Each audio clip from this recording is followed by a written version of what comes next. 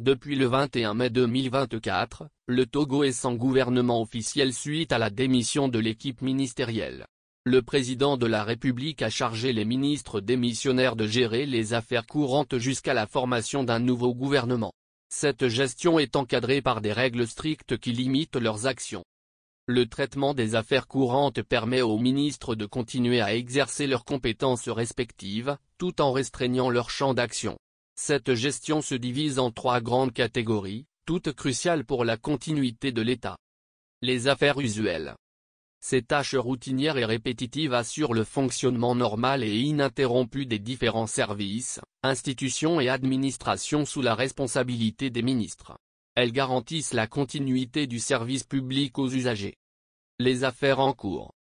Il s'agit des affaires entamées ou engagées avant le 21 mai 2024, date de la démission du gouvernement, qui se poursuivent ou s'achèvent durant l'intervalle entre la démission et la nomination d'un nouveau gouvernement.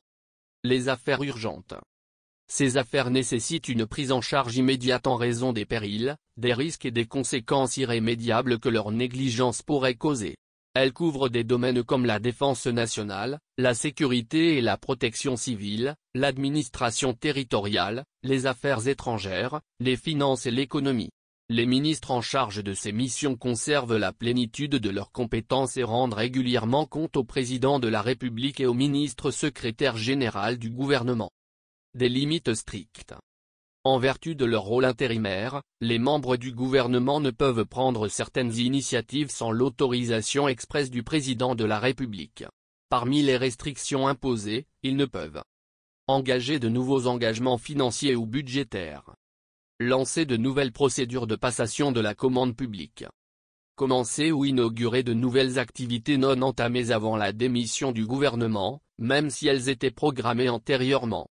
Procéder à des nominations de cadres administratifs sans une autorisation expresse du président de la République.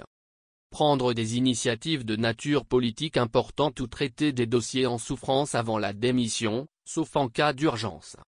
Les ministres doivent également exécuter toute autre tâche confiée par le président de la République.